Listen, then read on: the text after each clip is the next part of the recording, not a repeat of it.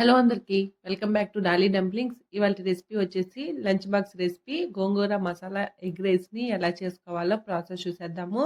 చాలా బావుంటుందండి. ఇది వేడి వేడిగానే కాదు చల్లారినా గానీ చాలా టేస్టీగా ఉంటుంది. ఇప్పుడు ఈ గోంగూర ఎగ్ మసాలా రైస్‌ని ఎలా చేసుకోవాలో ప్రాసెస్ చూసేద్దాము.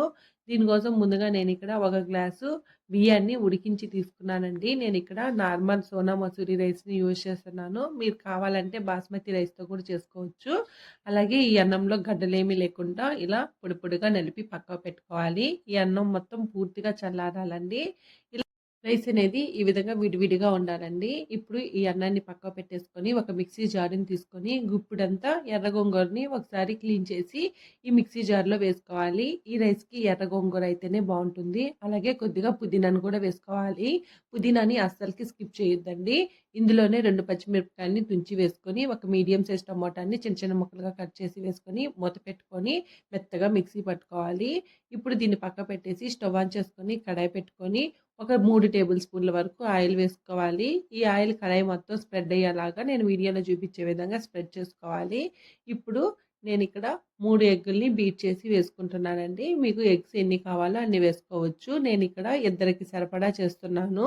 మంటని హై ఫ్లేమ్‌లో ఉంచి ఈ ఎగ్స్‌ని వేసుకున్న తర్వాత ఇప్పుడు ఇందులో ఒక పావు టేబుల్ స్పూన్ వరకు సాల్టు, అలాగే పావు టేబుల్ స్పూన్ పసుపు, ఒక పావు టేబుల్ స్పూన్ కారం వేసుకొని ఇక్కడ నేను వీడియోలో చూపించే విధంగా ఈ ఎగ్‌ని పెద్ద పెద్ద ముక్కలుగా కట్ చేసుకోవాలి. మరి చిన్న చిన్న ముక్కలుగా బీట్ చేసుకుంటే మాత్రం గోంగూర రైస్‌లో కలిసిపోయి తినడానికి అంత బాగోదండి. ఈ ఎగ్ ముక్కలనేది కాస్త పెద్దగా ఉంటేనే బావుంటుంది. చూడండి ఈ విధంగా వేపుకున్న తర్వాత వీటిల్ని పక్కకు పెట్టుకోవాలి. ఎగ్‌లో కారం పొడికి బదులు మీరు మిరియాల పొడిని గూడా వేసుకోవచ్చండి. ఇలా వేపుకున్న ఈ ఎగ్‌ని ఒక ప్లేట్‌లో తీసుకోవాలి. ఇప్పుడు ఇదే కడాయిలో మరో 3 గాని 4 టేబుల్ స్పూన్లు ఆయిల్ వేసుకోవాలి. ఈ రైస్‌కి కాస్త ఆయిల్ ఎక్కువే పడుతుందండి. ఆయిల్ ఎక్కువ వేసుకుంటేనే టేస్ట్‌గా ఉంటుంది. ఇప్పుడు ఇందులో ఒక బిర్యానీ ఆకు, 2 లవంగాలు, ఒక దాల్చిన చెక్క, అలాగే ఒక స్టోన్ ఫ్లవర్ కొద్దిగా వేసుకోండి. మరీ ఎక్కువ వేసేసుకోవద్దు. ఇందులోనే 2 యాలకుల్ని వేసుకొని కాస్త వేగిన తర్వాత ఒక 5, 6 వెల్లుల్లిని సన్నగా కట్ చేసి వేసుకొని ఈ వెల్లుల్లి బాగా ఎర్రగా అయ్యే వరకు వేపుకోవాలి. ఇలా వేగిన తర్వాత ఇప్పుడు ఇందులో ఒక మీడియం సైజు ఆనియన్ తరుగు వేసుకోవాలి. అలాగే 2 పచ్చిమిర్చిని కూడా వేసుకొని ఈ ఆనియన్స్ అనేది ఎర్రగా అయ్యే వరకు మధ్య మధ్యలో కలుపుతూ వేపుకోవాలి. ఆనియన్స్ ఎర్రగా అవ్వాలండి. అప్పటిదాకా వేపుకోవాలి. చూడండి ఈ విధంగా వేగిన తర్వాత ఇప్పుడు ఇందులో ఒక టేబుల్ స్పూన్ అల్లం వెల్లుల్లి పేస్ట్ వేసుకొని అల్లం వెల్లుల్లి పేస్ట్‌లో నుంచి పచ్చివాసన పోయి లైట్‌గా గోల్డెన్ బ్రౌన్ కలర్‌కి చేంజ్ అయ్యే వరకు వేపుకోవాలి. ఇలా వేగిన తర్వాత ఇప్పుడు ఇందులో మనం ముందుగా మిక్సీ పట్టి ఉంచుకున్న ఈ పేస్ట్‌ని వేసుకోవాలి. ఈ పేస్ట్ అనేది బాగా మెత్తగా వేసుకోవాలండి. అవసరమైతే వాటర్‌ని యాడ్ చేసుకొని వేసుకోండి. ఇప్పుడు ఈ పేస్ట్‌ని మధ్య మధ్యలో కలుపుతూ మంటని లో టు మీడియం ఫ్లేమ్‌లోకి అడ్జస్ట్ చేసుకుంటూ పచ్చివాసన పోయి ఈ పేస్ట్‌లో నుంచి ఆయిల్ సెపరేట్ అయ్యే వరకు కలుపుతూ వేపుకోవాలండి.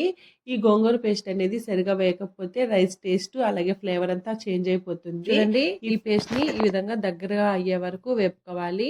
ఇప్పుడు ఇందులో ఒక పావు టేబుల్ స్పూన్ పసుపు వేసుకోవాలి. అలాగే ఈ పసుపు వేసుకున్న తర్వాత ఒకసారి బాగా మిక్స్ చేసుకొని ఇప్పుడు ఇందులో ఒక టేబుల్ స్పూన్ వరకు ధనియాల పొడిని వేసుకోవాలి. అలాగే ఒక టేబుల్ స్పూను ధనియాల పొడి, అర టేబుల్ స్పూను జీలకర్ర పొడి, ఒక టేబుల్ స్పూను గరం మసాలాని వేసుకోవాలి. ఈ మూడిటిని అస్సలకి స్కిప్ చేయొద్దండి. ఇలా వేసుకొని ఒకసారి మిక్స్ చేసుకోవాలి. అలాగే ఇందులో అర టేబుల్ స్పూను కారం పొడిని వేసుకోవాలి. కారం పొడి అనేది ఆప్షనల్ అండి. అలాగే మీరు తినేదాన్ని బట్టి కారాన్ని వేసుకోండి. ఇలా వేసుకొని ఇప్పుడు మనం ముందుగా చల్లార్చి పెట్టుకున్న ఈ రైస్‌ని ఇందులోనే వేసుకొని ఈ గోంగూర పేస్ట్ అన్నానికి పట్టేలాగా బాగా మిక్స్ చేసుకోవాలి. అలాగే మనం ఇక్కడ అన్నాన్ని పూర్తిగా చల్లార్చేసాం కదండీ! ఇది వేడవ్వడానికి కాస్త టైం కూడా పడుతుంది. మంటని మీడియం టు హై ఫ్లేమ్‌లోకి అడ్జస్ట్ చేసుకుంటూ ఈ అన్నం కూడా బాగా వేడిగా అయ్యే వరకు కలుపుతూ వేపుకోవాలి. అలాగే సాల్ట్ నేనిక్కడ గోంగూర పేస్టు వేపేటప్పుడే వేసానండి. ఆ వీడియో స్కిప్ అయిపోయింది.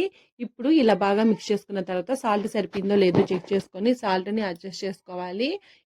ఇలా బాగా కలుపుకున్న తర్వాత ఇప్పుడు మనం ముందుగా ఎగ్‌ని బీట్ చేసి వేయించుకున్నాం కదండీ! ఆ ఎగ్ పీసెస్‌ని కూడా ఇందులోనే వేసుకొని ఈ రైస్‌కి పట్టేలాగా ఒకసారి బాగా మిక్స్ చేసుకోవాలి. మరీ ఎక్కువ కలిపేయొద్దండి. ఎగ్ పీసెస్ అనేది చిన్న చిన్నగా అయిపోతాయి. ఇది అక్కడక్కడ తగులుతూ రైస్ తింటే టేస్ట్ అయితే చాలా బావుంటుంది. చూసారు కదా! గోంగూర ఎగ్ మసాలా రైస్‌ని ఎలా చేసుకోవాలో ప్రాసెస్ ఏందో. ఇది వేడి వేడిగా తిన్నా చాలా బావుంటుంది. లేదా చల్లారినా గానీ టేస్ట్ ఏమాత్రం చేంజ్ అవ్వదండి. చాలా బావుంటుంది. దీన్ని ఆనియన్ కాంబినేషన్‌తో గానీ, రైతాతో గానీ ఎలా తీసుకున్నా టేస్ట్ అయితే అద్దిరిపోతుంది. అలాగే మరిన్ని రెసిపీస్ కోసం మన ఛానల్‌ని సబ్స్క్రైబ్ చేసుకొని నోటిఫికేషన్ సింబల్‌ని ఆన్ చేయండి. Thank you for watching.